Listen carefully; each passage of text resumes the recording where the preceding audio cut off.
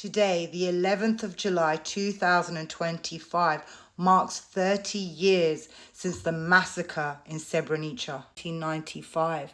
And I remember it so clearly. The shock and the horror on my face, my family's faces, to find out that just in a matter of a few hours, over 8,000 Bosnian men and boys were slaughtered by the Serbs in what was supposed to be a UN designated safe zone.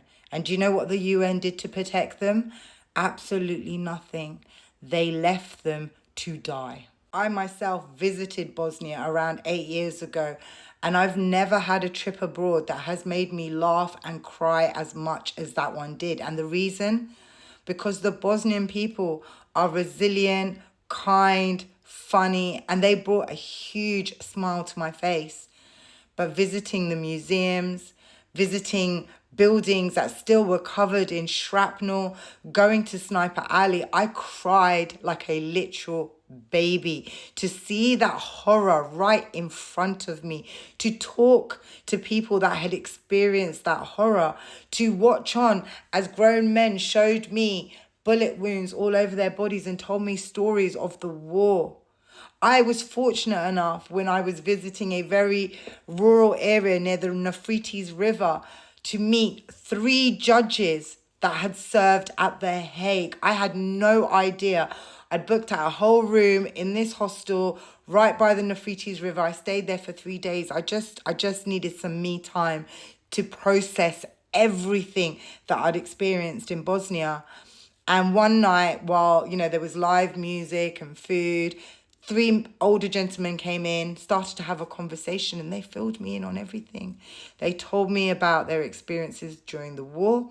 They told me about serving in The Hague, and I will cherish the memory and God giving me the opportunity to meet these men and talk to them.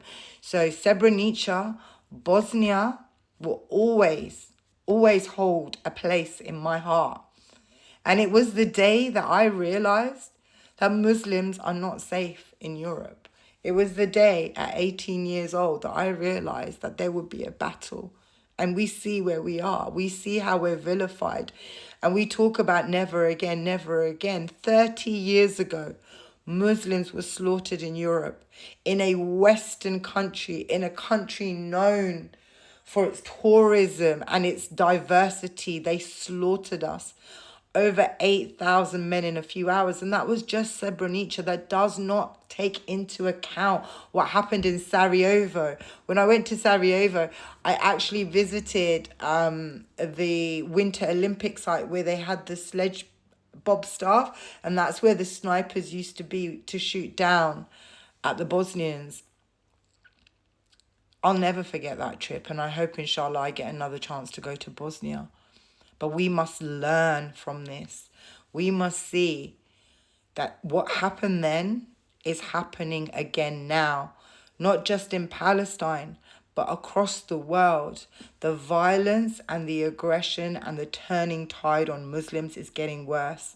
It started when we saw them being massacred in Bosnia.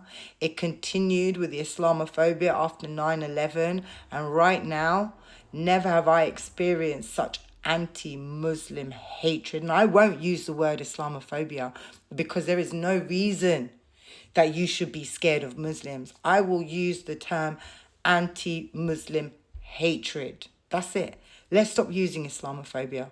Why do they make out like we are something to fear?